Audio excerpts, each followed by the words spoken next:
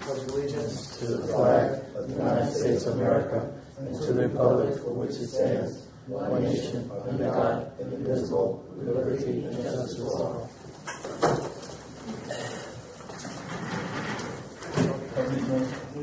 Notice of the meeting was given in the following manner. Notice of the meeting was transmitted to the Home News Tribune. Said notice of the meeting and a copy of the agenda were filed with the Office of City Clerk on June 17, 2016.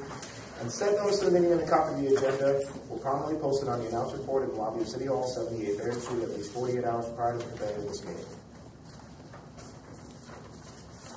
Meeting minutes, I think we have to do it one at a time. You do it consent if you want. Whatever, please, the board. Yeah.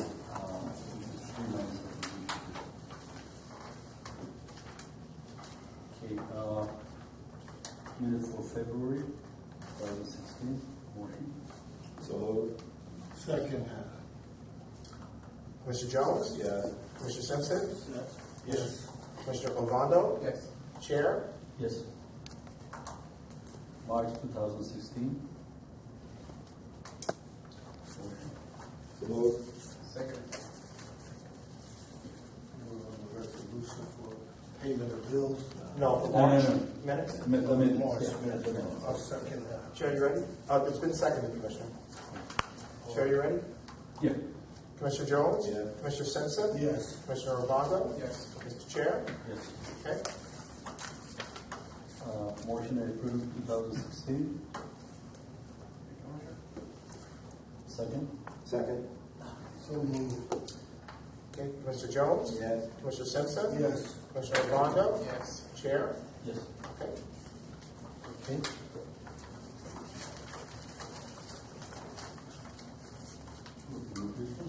New business? Yeah.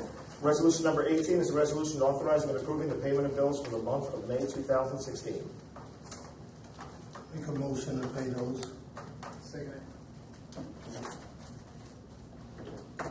Commissioner Jones? Yes. Commissioner Simpson? Yes. Commissioner Ovando? Yes. Chair? Yes. Resolution number 19 is a resolution approving the late submission of the Housing Authority of the City of New Brunswick's budget. So moved. We discussed that before, right, John? At the last meeting. That's the last one. So moved. I'm sorry, Commissioner Ovando? Chair, ready? Commissioner Jones? Yes. Commissioner Simpson? Yes. Commissioner Ovando? Yes. Chair? Yes. Resolution number 20 is a resolution authorizing and approving contract with William A. Elias of West Windsor, New Jersey, for management consulting services in preparing and updating the Housing Authority's agency plan and other management training, operation studies, assessments, and assistance relating to management of the Housing Authority of the City of New Brunswick. I'll make a motion. I'll second that with a discussion. West Milford, yes. West. Yeah, second. West Milford, correct, Yeah. yes. Right. All right. Can you go? Sure, as you know, every year we do a public solicitation and a request for proposals for management consulting services. This year, we did receive back the proposal, and we scored the proposal, and we are recommending the board approve this for tonight's meeting. And it's to help with management assessments and also do the annual 5-year plan, as well as do some of our management training and operation studies. How many people applied? How many companies? We only had one response. One response? Yep, and it was publicly advertised two times. So that was the only bid. Correct. It's an RFP, it's not a bid, it's a request for proposals.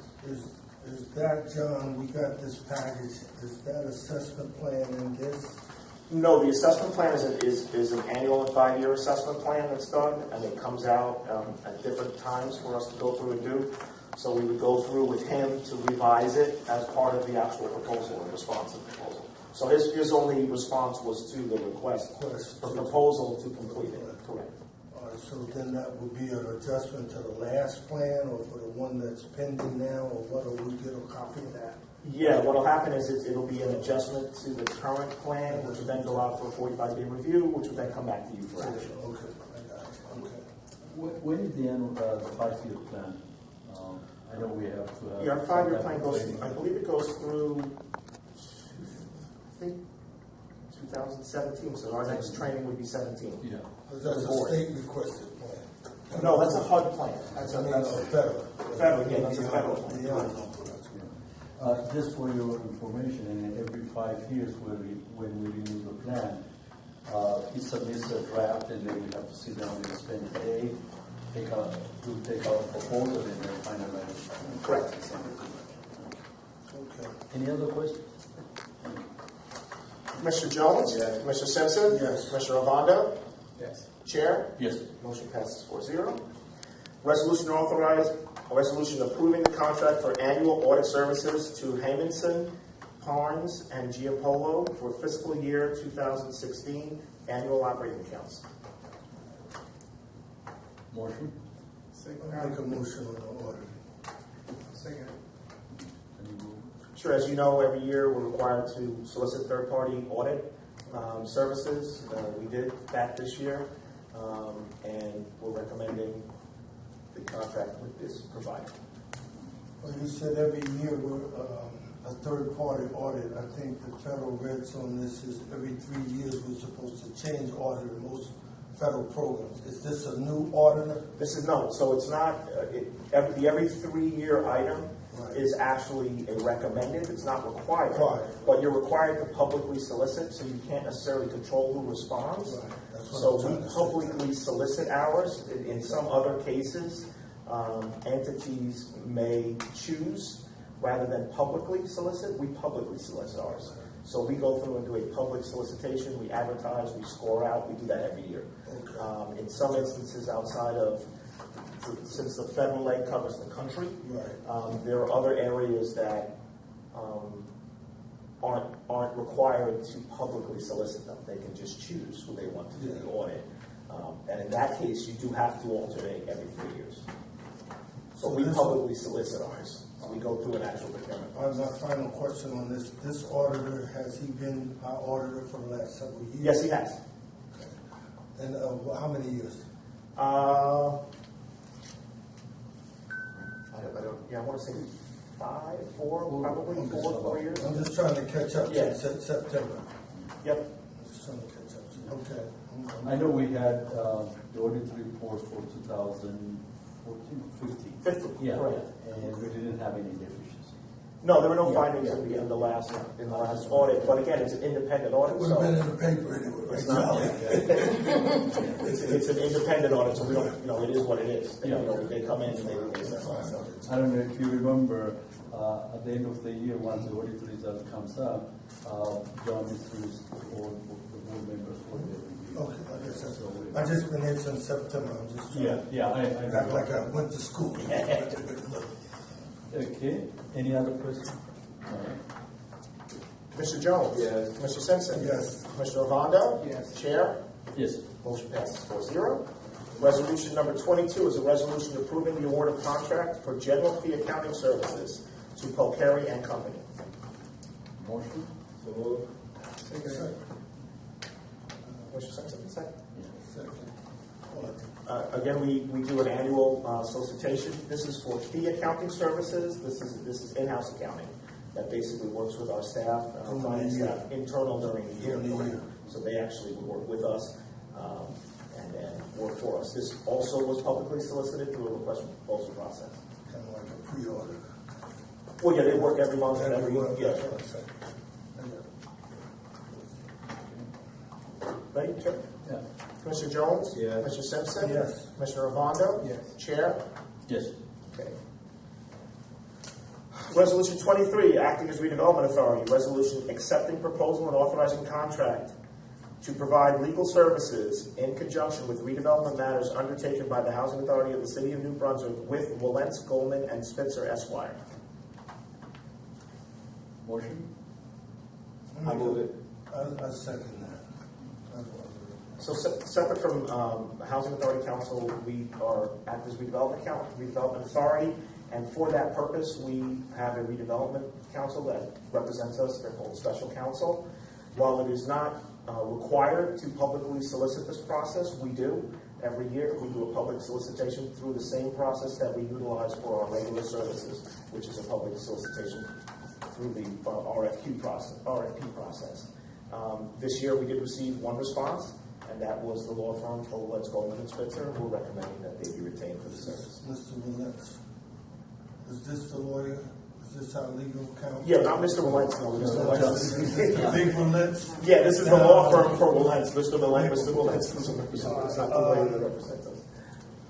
My only question is, just really quickly, are there any particular redevelopment matters undertaken right now that they specifically will be dealing with? Or this is just in general? No, they are, this would be to represent us for all redevelopment matters. We do have a number of open redevelopment matters and active redevelopment projects right now. However, this will be representing us going forward. Correct, for a 1-year period. All of these contracts that you hear are for a 12-month period of time, and they coincide usually with our budget process.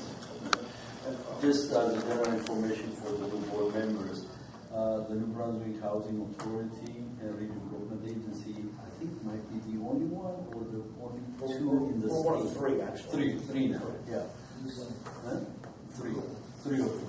So maybe you can explain what the difference is between a regular housing authority and a housing authority, just for the. Sure, so both act under the same law. However, housing authorities are funded through the U.S. Department of Housing and Urban Development. The Redevelopment Authority is an independently funded entity, meaning that it generates revenue either from fee or other transactions separate from its public housing or Section 8 assets. So it's completely separate. In many cases, those are separate boards. However, originally under state statute, they were housing authorities were able to act as redevelopment authorities. Many of them did. We continue to do so in instances for redevelopment matters. And they meet monthly, so. This is the meeting, yeah. So you essentially would serve, it's a dual service board. So you serve as a housing authority, development authority commissioner, which is why you're required to have the training for both entities, so that you can process. Yes, I will. Yeah, Commissioner Orlando just asked about it. It hasn't come out yet. It usually comes out in July. Thanks. I'm sorry. Yes. So you have an open move in a second. Ready? No, it's been moved in second. I'm sorry. You ready? Yeah. Commissioner Jones? Yes. Commissioner Simpson? Yes. Commissioner Orlando? Yes. Chair? Yes. Where am I? 24. Resolution 24 is a resolution authorizing and approving the write-off of certain rent in the total amount of $30,254.50 deemed to be uncollectible by staff and personnel of the Housing Authority of the City of New Brunswick. I'll make the motion. Second that. So, Mr. Chair, as I say every year, this does not mean we're not collecting this. This is an accounting requirement for our year end. We do continue to solicit and collect on rent that is not paid. We collect upwards of $1.3 million in rent on an annual basis in all of our programs. So to have a write-off of $30,000 for accounting purposes is a very high percentile on the good side. However, we do not walk away from this money. We do go through collection process. We do enter into repayment agreements with people to try to write the funds off. That are part of this write-off. But for accounting purposes, by the end of our fiscal year, we are required to essentially clear it on the process. So. Yeah. That's good. Question? No, that's the answer to that question. Okay. Yes. You ready? Yes. Mr. Jones? Yes. Commissioner Simpson? Yes. Commissioner Ovando? Yes. Chair? Yes. Okay. Resolution number 25, resolution authorizing approving capital improvement projects and site improvement projects for the New Brunswick Housing Authority AMP1 property. So moved. Second. Moved and seconded. As you know, every year we get an annual allotment for capital funds. Our capital funds have come through now. So we will be undertaking a number of projects over the next several months, utilizing those funds, including floor and railing repair, site improvements, and some of the other kitchen and cabinet upgrades that we were not able to complete because our capital funds were not released. They get released in April, and they get funded in usually May or June. So now having access to those funds, we'll be sending out notices to the units that were affected and needed repairs over the winter, and we will be getting into those units and getting those repairs done. I noticed in the budget, John, who is A1P? Is that Gretchen? So, yeah, M1 is the property that is where we are right now. Where it is right now. Yeah, it's essentially Wright Place, Robeson Village, and Schwartz. And Schwartz. So you have the units that are on this side and the units that are on the other side. This is all A1. Correct, this is AM1 number Wright one. Street. Correct. Wright Place. That's A2 Robertson. No, that's still one. That's That's the still Yeah, one. all the too. same one. One is up here. Correct. Okay. Any other questions? Commissioner Jones? Yes. Commissioner Simpson? Yes. Commissioner Avago? Yes. Chair? Yes. Motion passes 4-0. Any other questions from the public? No, because I talked with John earlier. Very good. Can I? Thank you. Okay, Charlie, I'm sorry. And, I didn't do. I just wanted to talk real briefly about my meeting with, so I do want to thank and recognize Gretchen, has been very helpful in working with us and our staff, and we value her continuing to come and help us and be part of our movement to try to make the improvements we have. And I do want to just recognize her again for her hard work. She is tireless and has been a huge asset in helping us identify areas that we can continue to improve. And she's very quick to help us assist the residents who aren't necessarily meeting the requirements in re-educating people and making sure that they know what they should be doing on site. And I wanted to thank her, and I continue to enjoy meeting You're with her. welcome. Thank you, Ms. Gray. You're welcome, Yeah, dear. thanks. Anytime, because You've always been that way. you know me. I know. I help anybody I can give you the shirt on my back. No problem. Just don't mess with me. Okay, any other person? Yes. Yeah. What, have these for the board. Please just make sure each board member gets a copy Oh, of each. thank you. I do want to follow up on that, but first, just a point of order. Is there going to be a closed session today? Excuse me? Is there going to be a closed session? No. No, okay. You want us to do a closed session? No, please don't. But what I do want to know is when Mr. Clark is planning to make a full report to the board regarding the parking overcharging. I believe he promised previously, and I do want to thank him for meeting with me as well and bringing me up to speed. I believe he said the matter's concluded, and so I just want to know when that full report to the board is going to happen. Maybe perhaps right now would be a good time. Sure. So I do plan on meeting with the board's operations committee to make that report. As I mentioned before, we had a number of, we looked at 2014, 2015. We had a number of adjustments. I think we had 40 initial and another, I want to say 17 or 18, so I think 57, 58 adjustments, which again, were already made in the accounts. We plan on meeting with the operations committee the second week of July. I'll be meeting with them to make a full report and go through some of the other steps we're taking going forward. We have continued to suspend our parking fines until after that report. And once we have some guidance from the board's operations committee, and once I get a chance to meet with the parking authority as well to talk to them, I think we'll have a plan in place before the next board meeting. Can I ask you a favor? You don't want to fall. Can you tell you? It's time. No, Yeah, that's just right. Yeah, I don't want to be out. Sure, I okay. don't want to see Thank you. taking on Safety first. unnecessary trips. Hi. Thank you, sir. Mr. Chair, can you tell me who is on the operations committee of the board? Yeah, we have a list. I don't have that list with me. I can get that to you though. Okay. I'm on. Okay. I'm on one. And are those meetings open to the public? Well, it all depends. No. They're not open public meetings. But we'll report, as you request. So typically what usually happens is once a committee meets, they do a report to the board, and that report is done in the public session process. So that's. Thank you. So I will just ask about a couple of these resolutions. I noticed the Willentz firm is the redevelopment attorney. Is it true they're also the bond counsel for the housing authority? Or is that different? Am I confused? We haven't done any bond for a long time. I don't know who the bond counsel is. Well, no, so typically what will happen, you talking about issuance of bonds or bond counsel with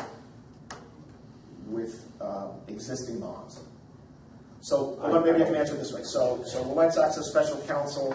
If there are bonds that are issued as part of a construction redevelopment project, they would represent the housing authority side. In most bond transactions, they have bond counsel, which is separate from Lawrence, for issuance of bonds. So I don't know how to answer your question because Lawrence represents the redevelopment authority in redevelopment matters that could include bonds, but usually there's a separate counsel that has bond counsel. Understood. Usually.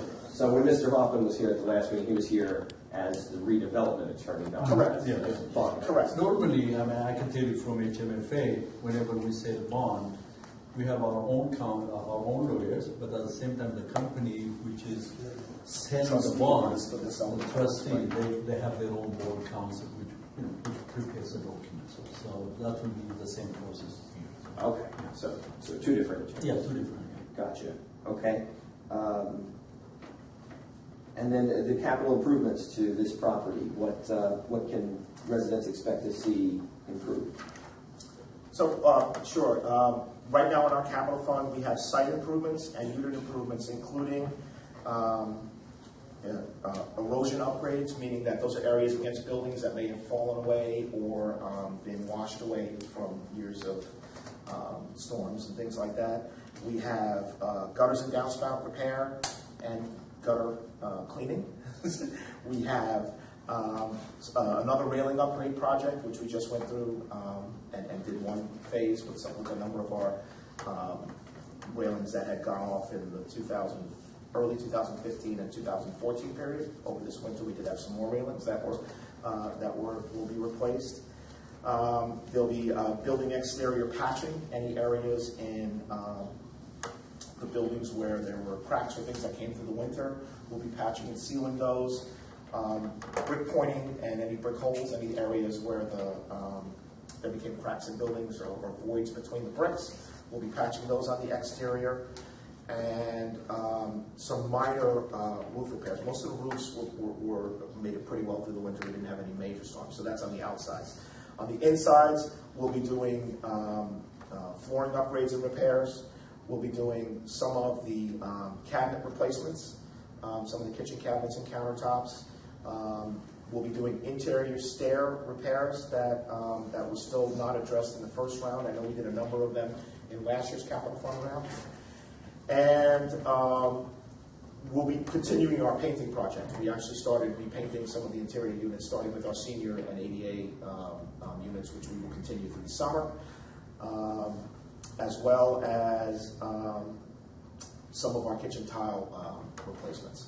We did have a number of small areas that where floors will be needed to be cut and repaired, and some of the radiators that leaked over the winter, but we couldn't shut the heat off because that would shut the heat off for the building, so you end up sacrificing, in a sense, a piece of floor to keep that heat on. Well, now all the heating has been shut down, so we'll be cutting and repairing those areas as well. So those will all happen over the next 60 to 90 days, give or take. And we usually send out notices to the tenants in the form, as Gretchen knows, of a general notice which says we're going to be doing these upgrade projects. You might be notified. If somebody's, pulling your gutter, they work for us. If they have a housing authority thing on, don't worry. Or if they're, patching the building, please be respectful and don't, scratch your name in the patch or put initials on things like that. Little things like that. So, but yeah, and that's typically, in general, that's it. There'll be a couple of other smaller projects woven in there, but those are the major ones. Thanks. Is there a dollar figure on the Yeah, not to exceed $100,000. So that would be part of our cap. That's part of our capital fund. So that amount is between the 2016 and the 2015 capital fund program. Okay, so this is not annual. This is every 2 years. Or... Well, no, this is just because our 2016 capital fund became available now. So we're using some of our 2016 and our 2015. We don't know what our annual amounts are going to be because they're appropriated through congressional appropriations. So we don't know annually what we're going to get. So we can't go that far ahead to say what we're going to be doing next year. We hope to get more. We certainly could use it. But that's what we have right now, and these are the priorities that we've set in order to be addressed for this period of time. In the winter, if there's another funding round, or if we are able to get a secondary fund that identifies some of the capital fund items, then we'll use that money to do that. This is I'm sorry. This is in addition to the repairs we do on a daily basis. Yeah, this is separate from operating. This is separate from our operating functions and our operating accounts. So this is specific for what HUD perceives as capital fund, capital items. And these are usually long-term items. Roof repairs, items of capital nature. Flooring, building exterior, building envelope, things of that nature, and such. We'll also I should also say we'll also be looking at a couple of the heating system upgrades that we had some challenges limping along for the rest of the heating year that we'll now be replacing and repairing to get up ready for the next heating season, as crazy as that sounds, which will be here before we know it. Thank you. Just a constructive suggestion. I didn't hear anything about the lights outside. I know that some of the lights outside here in the right place are Gretchen's pointing. in need of. I can answer that question. Actually, that's not going to be part of our capital program. That's actually, we identified that in the operating area, and that was one of the things that Gretchen has been very helpful on, building by building, unit by unit. But yeah, you're right. The challenge we have with lighting, we actually did an upgrade and repair last fall. Unfortunately, many of the lights were damaged and or destroyed by the weather or other things, which convenience maybe, but regardless, we'll be going through that. That is part of the operating side, and that is something we did identify, and we'll be working. That's actually going to happen in July in a number of our building lighting. We have two different components. Actually, we have three different components of lighting on site. We have what's called dawn to dusk lighting, which we don't control. That's actually done through the city, through PSE&G, and those are those big poles that you see the tags on. So when those go out, we actually call and they'll come in and switch those out. We don't control those, but we do have some of those that are out, which we constantly try to get them to repair. If they do, and they come out when they can. Then we have building exterior lighting, which are on sensors. Those lights we do retain, but we can't get up to replace them in the winter because we need a bucket lift. You can't just put a ladder up, obviously for safety reasons. So we try to actually do that as a summer project, and every summer we go around and we'll get the buckets or we'll get ladders, we'll get our guys up there to replace those lights.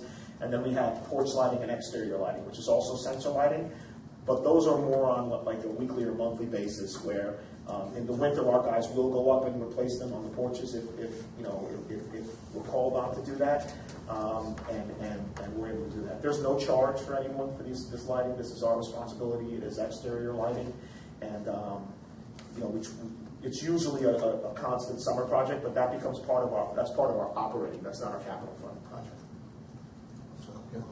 Any other question? Thank you. Yes. Any other comment? Yeah, I do. I have a concern, actually. I see Governor Christie has a lot of time on his hands to go support his choice for president, to go to Hillsborough this week and advocate for changing the school funding formula in a way that would severely disadvantage the students in New Brunswick and also the taxpayers in New Brunswick. And, he even had time to pal around with Mr. Caldwell at an event at Mr. Caldwell's charter school. And gosh, I gotta say, he's got a lot of time on his hands, but not enough time to appoint someone to serve on this board who will actually show up at the meetings. And I reviewed my records, and I want to correct the record. It's not true that I've never seen Anthony Cupano at this board. I did see him here one time in 2012. And that's, as far as I can tell, the last time he's attended one of these meetings. And I think that, when they created this law, there was a reason that one of the representatives was supposed to represent the state. And I will be writing a letter to Governor Christie asking him to appoint someone new to serve on the board who's eligible. And I wanted to ask, would the board be open to signing on to that letter and asking Governor Christie to appoint someone? No, that's not our responsibility. If the state wants to appoint somebody, they have to do it. Okay, that's not our responsibility. I don't think it's. Isn't it in the bylaws that if somebody's not attending the meetings that you, as a board, can write to, that you can communicate? Is that not in the board bylaws?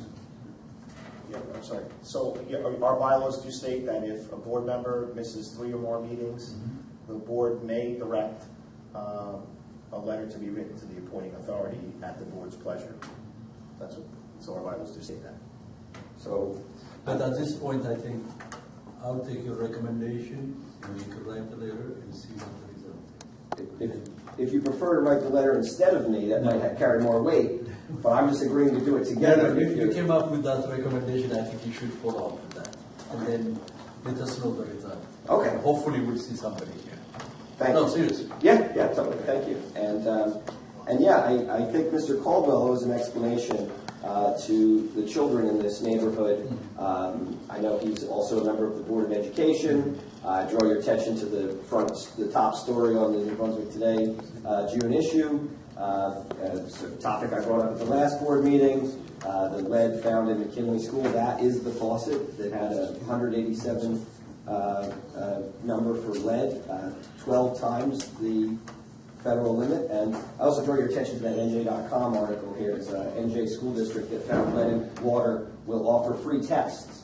And when I saw the headline, I got really excited because I thought that New Brunswick was going to do the right thing. But this is actually an article about Highland Park. And Highland Park, even though they didn't have nearly the severity of the levels, Highland Park superintendent issued a letter to all the parents in the school district telling them about this. And Shouldn't this be discussed to the board, the school board? This is housing, nothing to do with school board? Well, I'm about to make a suggestion that this board at least offer free testing to the residents of this neighborhood. Because these children, this is a public housing complex, it's housing of last resort. These children most likely will not be paying to get themselves tested and their blood tested. Okay. And they attended, for the most part, unless there's some other arrangement, for the most part, the kids who live here are going to McKinley School, the school that had the worst levels in the whole district. So I would like to propose, if the school board will not do the right thing, that this board at least step up and look after the children in this neighborhood by paying for blood testing. Okay. So We'll we can take your identify. recommendation, but I think that they just came up with that recommendation by the state maybe a month ago, I think, if I remember That's to correctly. test the water. Yeah. But I'm talking about testing the Talking about children. blood tests. Yeah. Yeah, That's very what, different. That's the best thing to do when you find out that the water's been compromised, is to test and see, so you catch it early, so that you catch the poisoning early, Okay. and the kids can get treatment. I So- know money's tight, but the kids in New Brunswick deserve just as good as the kids in Highland Park. I really think that. No, we'll take that into You know. account, we'll take your recommendation. Yeah? Is there a comment time for that? Yeah. Only thing I would say to that, Charlie, on a logical thinking point, and I live in New Brunswick, and I don't know how much the water these kids drink outside of the school. And I went to school like you do. And let's be honest, and I'm not denying the fact of lead, don't get me wrong here, don't get me wrong, that how much water do they actually drink every day in school? Now, you can check the percent, but I want to keep it in a perspective. That's all I'm saying. Because when I went to school, nobody hardly drank water. And I went to Bridgewater school, we had good water. But I'm just saying, kids don't drink, and they drink outside of school. That's the only point I want to make on it. And I'm done with the comment, that's all. Thanks. I am not negating the fact of that, don't twist it. Don't twist it, I want it in a perspective. We're not talking about in Detroit and all that right now. It may be, but we're not. That's all, so I want to keep that perspective there. I'll give you a chance for additional one comment and then. Okay, I thank you for considering the ideas I brought up here. We'll take that into The last matters I have to ask about are the matters involving the surveillance video here. Is there a policy for how quickly the videos here are overwritten or just deleted, destroyed? Is there a time window? So, yeah, Chair, I can answer that. So, our system is overwritten based on the data. We do not historically save information. So it's overwritten based on the data, which is essentially the volume of movement. And there's no real set time or day, but I would say in general, 3 to 5 days, roughly, for some of the system. We are going through an upgrade that will hopefully get us to 15 to 30 days, but because it is based on volume, if it is a high activity area or a high movement area, it's set up to override just because of the volume of what we're talking about. So I would say in general, that's basically in general what it is. And that's with the internal system and the external system jointly. But we're just completing the upgrade of the external system, which will hopefully get us up to 15 to 20 days, which typically we have an instance, if we know of something that's happened or is happening, we will either work with the police or residents or whoever that come through. Do they charge you for if you expand the date? Our system is not, we would have to increase the server size and the system size to do that, because as I said, in general, if there is an incident or activity that we have to go and either turn over to the police or work with our tech people to pull, we know within that time frame externally. The internal system is a much smaller system. It is not, just doesn't have that data. It's not a data system. Again, it's based on, it loops, so it doesn't destroy it, it overwrites it. So it just constantly loops itself, because it runs 24 hours. Thank you. And just the last point I want to clarify is does the capacity exist for the authority to save a video if it wants to? If there was something that it knows it wants to save the video, does that capacity exist for the surveillance video to be saved? It's a function of what the director just says. Time, where the camera's located, what the amount of activity is on the system, at least until we get these upgrades in place. So if there's a murder and the murder was captured on video, it's only available for 3 to 5 days and then it vanishes? Or does the capacity exist for video to be exported or saved from these systems? We can't answer hypotheticals. We're just giving you the best answer we can with the technology we have, and the director's indicated we're upgrading it to allow greater capacity. Thank you for your comment today. Thank you. I have a few more questions I'll ask after the... Oh, okay. After the meeting. Thank you.